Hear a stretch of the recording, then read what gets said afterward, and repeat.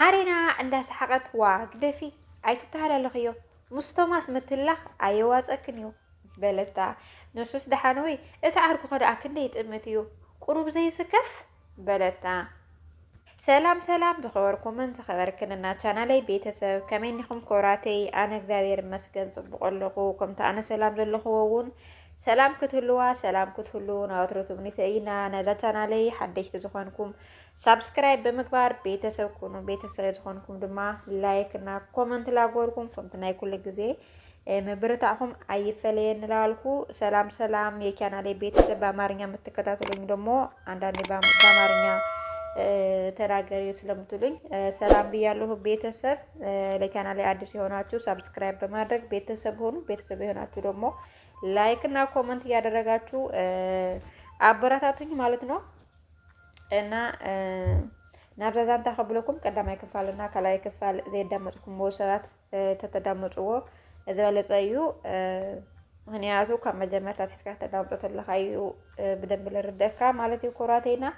لفتا سالساي كفال كبلكم سامراوي تبلو معنتيك واي زودس كلي يتمتيو زي سكف تخي يتمتكا كتبليا وعلا عركة توماس كا سلام كبلا إيدو سريدو بتعم يصبو معنتو علنا مشت تعادقكي بونا أفلحلنا أخي بلا سامراوي تقول في الشيخ هندا بلد ساقب يبلون مساتي ترحفونو انبر عطوقات إنا زلنا إلا بفشختا ملساتلو ساقميلا نحنا رأكن مزينا إلوا وزا سامراوي تأخذ بنا حتى نب حارنا تملست حارنا ولا شينا سلزن حتى تغير اللاس أنهت أبقونا كوف إلاكا صبو مش أمشنا بلتا حارنا هو انتاي إلنا كنا مخنيو إلين دي ذكرنا نيرا بلتا سامراويت ግን ሽፍንፍን አብልክያ እዛ ጉዳይ በለታ እንታይ ዳ ክገብር እንተ ነጊረዮ ከዓ ካልእ ግዜ አይ አምነናን እዩ ግና ንሓውኪ ብዙሕ ዝሓሰብ ኩሉ እዩ ዘሎ በለታ ሓሪና እንዳዝሓት ዋግደፊ ኣይትተሃላለኽዮ ምስቶም ኣስመትልላኽ ኣይዋፀክን እዩ በለታ ንሱስ ደሓኑይ እቲ ዓልኩ ከደኣ ክንደይ ጥምት እዩ ቁሩብ ዘይስከፍ በለታ وي داني أزي عبي سبيو انتاي فليتا داني ديشمو إلا حتتتا سامرايت هو ينقر كوندي بلتا بزي من اللي كسحقو علكم انبار تاي فليتا كتلني جمركي بلتا بعلهم كم زئا نبرت أولكم عندهم انداس حقكمنا أمشهم بلتا وي دحان قالي درارنا كندرر بلي إلى كدفاتا تسيا نابندا كشيني كدت سراريحا وديا أبسالون كوف بلد ناي حارنا موبايل أبو الطاولة سلزز أنا حتى كفيتا ناي توماس تليفون كتفتش جمرت بسمو علشا سلزز أنا تا أبو كلمت كتلشا جمرت كال أي زبل قداميتي سلز أنا حتى ناي توماس يزهون إلى ناب تليفونا أحلفتا مزجبا كأبي إموك تصحفلو جمرت توماس هون قلطيفو إيو ملسه بوا من كبل مسمن يزلهو إلو صحاف الله بخمزي صحف طراح ندعلولو نحادة سومن يخون قصلو كدوللكي وي كرخبكي أبزبلا سرح يزوعل أبسرح تليفون معلال أي فكرننيو اندابلت كترخبو أيدليتن تحابي آيات صحفلو زنابرت كين الرخب كا مشت إيزاتو عرفتي أي بلين تبلو ولا أنا هرخبكا يدلي جن أي متروننيو إلى صحفتلو توماس بتكست معلال جمرة عزي دما تهانتوا علالا دما مساطا يعرفتو بمقرام كاب ما اسكندزي نقول قسيه كتب جميركا بلا انتاي فليتا ايه انا بتعمي اذا قرمانولو ايفون النسوم انا لاعتي تقرمي ايه بلا نسو جن بكالي ايفون كون اوكو نسا ንሳ ግን እኮ ብዘይ ጥዕማ ቦታ ኮይና ተገዲሳ እንዳደወለት ለይሲ ኣረ ደኣ ምንታይ ዘየልዕላ በሎም ድሓር ከዓ ንሳ ኣጸቢቓ እያ ትፈልጠኒ ብኸመይ ክሳብ ክንድዚ ንሳ ትፈልጠኒ ክፈልጥ ደሊ እየ እንድዒ ክሪኣ ክረኽባ ከዓ ብጣዕሚ እየ ዝደሊ በሎም ሓሪና ንሳምራዊት ሪኣትላ ዘይትፈልጥ ባህሪ ሙሉእ መዓልቲ ምስ ሞባይላ እንዳተኽተኾት ወዓለት ናብ ሳምራዊት ብምቕራብ ከዓ ሳምራ ዓይነይ መን ሙሉእ መዓልቲ ፍሽኽ እንዳበለ ዘዕለለክ ዘሎ ንዓይኮ ረሲዕኽኒ በለታ ሳምራዊት ቴሌፎን ኣብ ሳሎን ኣቐሚጣታ ዋ ሓርየይ ንዓኺ ደኣ ኣበይ ክርስዐኪ ስቂለ ሓንቲ ፀወታ እንድየ ጀሚረስ ቢዚ ኮይነ በለታ ሓሪና ብምግራም እንዳተጠማመታ ዋ ብቴሌፎን ፀወታ ደኣ እንታይ ዓይነት ፀወታ ኣሎ በለታ ኢላ ተሓታ ሳምራዊት እንዳሰሓት እዚ ምስ መን ትብልዮ ድሓን ትጽንሐልና እሞ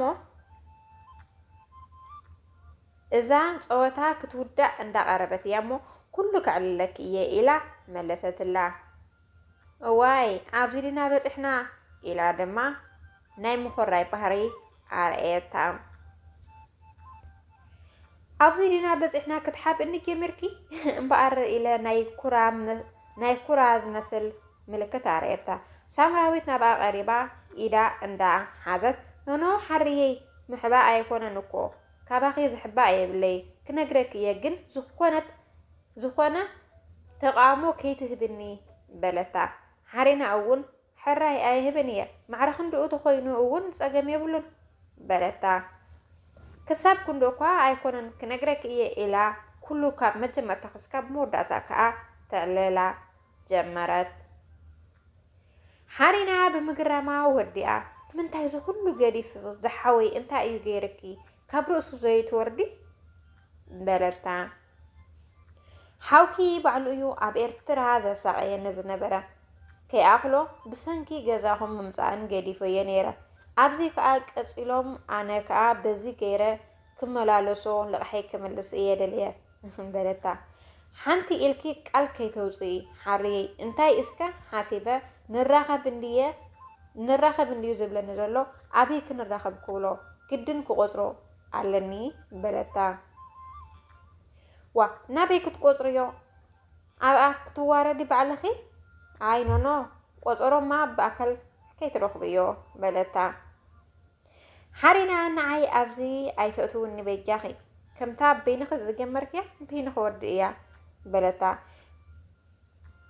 ድሕሪኡ ዘሎ ግን ሓሲብ ኩሉ ዲኺ ድሓናቱ ደኣ ፀገም የብሉን ክምልሰሉ እየ ግድን ኢላ ሞባይላ ኣልዕለት በሊ ድሓን ርኤልኪ ኣለኹ ኣሕፅር ኣብልዮ እዚ ሲ እግሪ ኣይኮነን ኢላ ገዲፋታ ተስአት ኣጊኹም ሓዛይ ማዕረይ ኣብዚ ገዛውትና ክቆፅሮ እየ እንታይ ገበረ ኮለል ዘብሎ ንፅባሒትኡ ከዓ ይቆፅሮ በለታ ንፅባሕ ትበልክዎ ከመይ ሓሪና ኣብ ውሽጢ ኮይና ኣብዚ ናትኪ ጉዳይ እያ እኮ ኢለ እየ በለታ ንዓይ ኣይትሕተትኒ በለታ ናይ ኩራ ምልክት ገይራ ሓሪና ደስ ኣይበላን ግን ኣይትዛረቢ ኢላ ቃል ስለ ዘእተወታ ስቕ ክትብል መረፀት ቶማስ ምስ ይዕርኽቱ ቅንዩ ቆፀሩ ኣብ ገዛውቶም ስለ ዝነበረ ርፍድፍድ ምስ በለ መፀ